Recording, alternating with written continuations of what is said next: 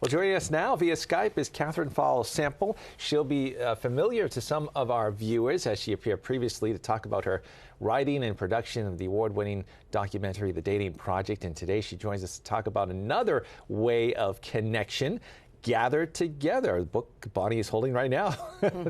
Thanks for being with us, Catherine. Thank you so much for having me. Well, as we were talking about entering the fall season, which we love around here in New England, but our thoughts always turn to the Thanksgiving table as soon as the leaves turn. But tell us why you think gathering for meals is a great appeal for all of us.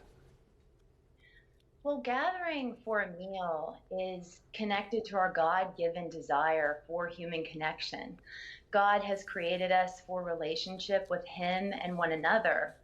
And so when we gather around a table for a meal, we're not just coming for a practical need to eat. We are arriving to receive spiritual nourishment. And you think about what happens, we sit around in faith and friendship. We have conversation that's uninterrupted by devices.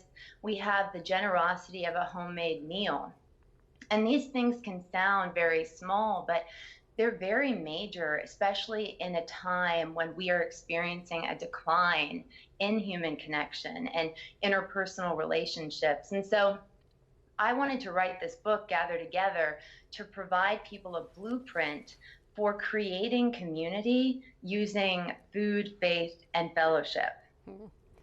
That's great. The 3 F's that used to be a primary for us in youth ministry, because that is really how we connect.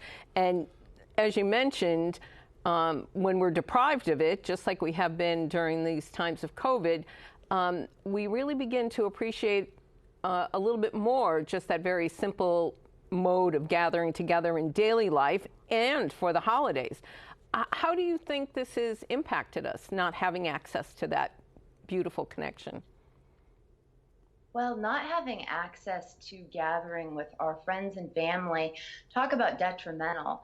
And I think that one of the positive impacts, hopefully we'll take away from the pandemic, is that we won't take gathering for granted again. And it's interesting because when I wrote the book, when I started writing it, COVID had not even come onto the scene. But by the time it was released, it was in the full swing of the pandemic. And it was kind of funny in a way, because it was like, here's Gather Together in a time when people are literally being forbidden from gathering in our country and worldwide. And instead of seeing that as ironic, I really saw that as providential and an opportunity for God to use this book to encourage us to reclaim gathering in our daily lives and rekindle that spirit of love, of neighbor, that will hopefully usher us into a new era of hope. If you could, Catherine, talk about the format of the book. I know it includes formal and informal prayers and recipes and conversation starters. Talk about what made you take this approach to doing the book. Well, all those elements you mentioned, I think, really enrich a gathering. And I mentioned that I wanted this book to serve as a blueprint. So it's a template that's meant to serve people to take the guesswork out of gathering. We all know that it can be stressful to host something. There's so many components that go into having people over, whether the gathering is great or small. And so I wanted it to really just lay it out and make it easy for people who maybe have never entertained before, but then also supplement those people who are, entertainers, just veteran entertainers. So it has menus for every month of the year, and there's a faith-based reflection that comes from my own life, and then there's a prayer, as you mentioned, and there's conversation starters, and there's even tips, just general tips for entertaining, even biblical examples of why entertaining is important, tips for even how you could do a beautiful tablescape as we approach Thanksgiving and many different times of the year too, but it's just designed to be a resource for people for their gatherings, great and small. And it's specifically geared towards Catholic young adults,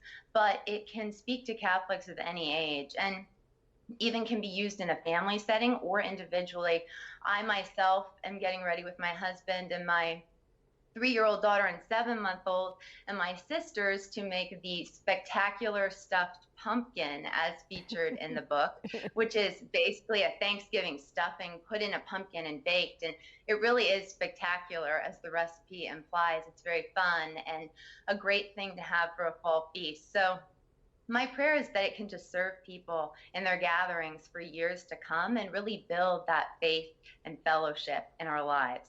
That's great. I can't wait to try that stuffed pumpkin. We do a pumpkin soup and serve it in a carved out pumpkin, but I like your idea better. And speaking of better, you have some amazing endorsements, from the Catholic foodie to Father Leo, the cooking priest, and one of our favorites, she's done a lot of work with us, Katie McGrady. Where can people follow your work, get your recipes, including the stuffed pumpkin, and get a copy of the book? Well, people can follow my work on celebratecatholic.com, or you can follow me on Instagram at celebratecatholic. And then to buy the book, you can go to Ave Maria Press or Amazon. And it really does make a great holiday gift, a great hostess gift, housewarming. It's perfect for so many different occasions. Yeah, that's great. Thanks so much, Catherine, for being with us. Enjoy the pumpkin stuffing with your sister and your beautiful daughters. Thank you very much, Bonnie. Thanks.